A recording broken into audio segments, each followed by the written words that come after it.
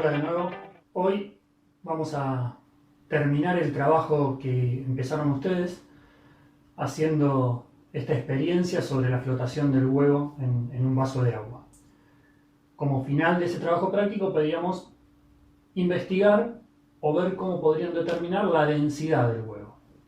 Entonces, bueno, ustedes hicieron varias propuestas, algunas de ellas fueron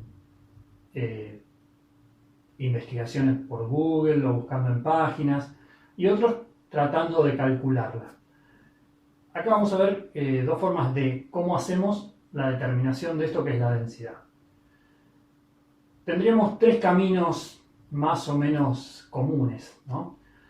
La primera y la más sencilla sería, como hemos encontrado en qué punto el huevo flotaba en el agua agregando la sal, encontrar cuál es la densidad de esa agua salada que tenemos y va a ser igual a la del huevo, porque el huevo va a flotar cuando la densidad del agua y la del huevo sean la misma. En ese caso es el disparador para el siguiente trabajo, donde vamos a trabajar cómo medimos la densidad de un líquido. Evidentemente la densidad cambió, porque cuando teníamos solo el agua, el huevo se hundía y cuando estaba el agua con sal, flotaba. Ahora bien, la otra forma es recurrir a la fórmula de densidad. La fórmula de densidad es masa sobre volumen. Entonces podríamos determinar la masa del huevo pesándolo. Nosotros podemos usar una balanza si tenemos una balanza en el hogar. En este caso hemos hecho con esta balancita de cocina. Si estaríamos en el laboratorio tendríamos una balanza de más precisión, pero en este momento no podemos acceder al laboratorio, así que tenemos que arreglarnos con lo que hay. Ahora, ¿cómo determino el volumen del huevo? Porque la masa la conozco, ya la pesé. Bueno, lo que tengo que ver es una fórmula para calcular el volumen. ¿A qué se parece un huevo? Bueno, se parece a un esferoide. El problema está en que el huevo no es un esferoide perfecto. Si ustedes se fijan, siempre tiene un lugar donde el diámetro es un poquito mayor y como que se vuelve medio con una conicidad hacia el otro.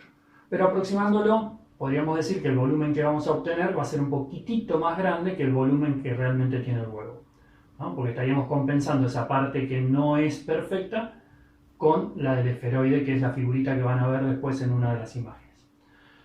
Para eso necesitamos dos medidas, el diámetro o el eje mayor y el eje menor, si es un esferoide. En el cálculo es un esferoide excéntrico, entonces lo que nosotros vamos a considerar es que los dos ejes más cortos son iguales.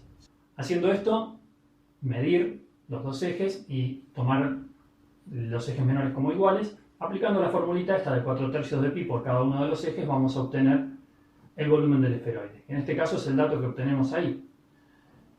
Ahora, ¿cómo medimos estas distancias? Si tenemos un calibre, es bastante fácil, que es lo que van a ver primero. Si no, lo otro que podemos hacer es colocar el huevo entre dos superficies planas y medir el espacio que hay entre medio.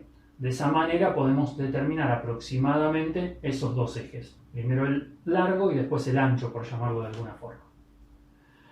¿Qué necesitamos entonces después? Hacer el cálculo de volumen. Teniendo la masa y teniendo el volumen podemos calcular la densidad. Otra forma de determinar el volumen del huevo sería aplicando el principio de que un cuerpo al sumergirse en agua desplaza un volumen igual al propio.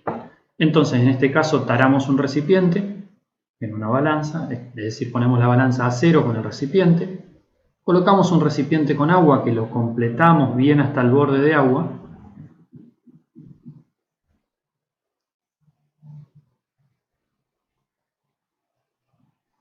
y en ese recipiente vamos a sumergir el huevo.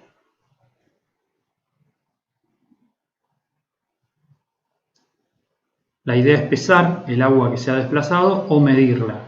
Como en este caso yo no tengo con qué medir con precisión, voy a considerar que como la densidad del agua es 1, un gramo es un mililitro, los gramos que haya pesado de agua son iguales a los mililitros de agua que había desplazado el huevo. Revirando el recipiente con el huevo y el agua, queda el agua que fue desplazada. En este caso nos da 64 gramos, que equivaldría a decir que tenemos 64 mililitros. Lo que estamos viendo acá son los valores obtenidos. Fíjense que según con qué precisión haga las mediciones, va a ser con qué precisión determine la densidad. Y si la comparamos con esta densidad que habían investigado ustedes, más o menos estamos en el orden, ¿no? Ustedes podrían calcular el error en base a al trabajo práctico que habíamos hecho anteriormente sobre errores y repetir con varias mediciones, que podrían ser varias mediciones del mismo huevo para ver si hay alguna variación en la medición, sobre todo en esto de los ejes, ¿no? O la otra opción sería tomar varios huevos y hacer la determinación de la densidad. Si bien de un huevo a otro la densidad puede variar, en una misma partida de huevos, o sea, cuando compramos la misma tanda, digamos, generalmente no hay mucha variación. ¿De qué va a depender la densidad del huevo? Y va a depender del tipo de huevo. Si la cáscara es más fina o más gruesa, si la clara es más espesa o menos espesa. Ustedes se habrán dado cuenta que a veces cuando rompen un huevo para hacer un huevo frito se desparrama en todo el sartén. Cuando compran uno de esos huevos de campo que le dicen, cae el huevo y queda formado ahí. Seguramente tenga mucho más densidad ese huevo de campo que un huevo industrializado donde vienen como mucho más liviana la clara, mucho más liviana la yema. Entonces, no va a haber un único resultado. Lo que vamos a tener es una variedad de datos que después estadísticamente podremos decir, bueno, en promedio, hice 10 mediciones, en promedio la densidad me da tanto. Lo que sí va a suceder siempre, salvo que el huevo esté podrido, es que el huevo se va a sumergir. Si el huevo flota en agua, tírenlo sin romperlo, porque si lo rompen va a haber mucho olor en la cocina. Bueno, esta era una forma de hacer un cierre a este trabajo que hicieron, que muchos excedieron las expectativas. Y bueno, vamos a seguir avanzando con esto de la densidad. Ahora empezando a pensar cómo determino la densidad de un líquido que no sea agua. Se las dejo como interrogante porque va a ser el motivo del próximo trabajo práctico. Nos vemos la próxima.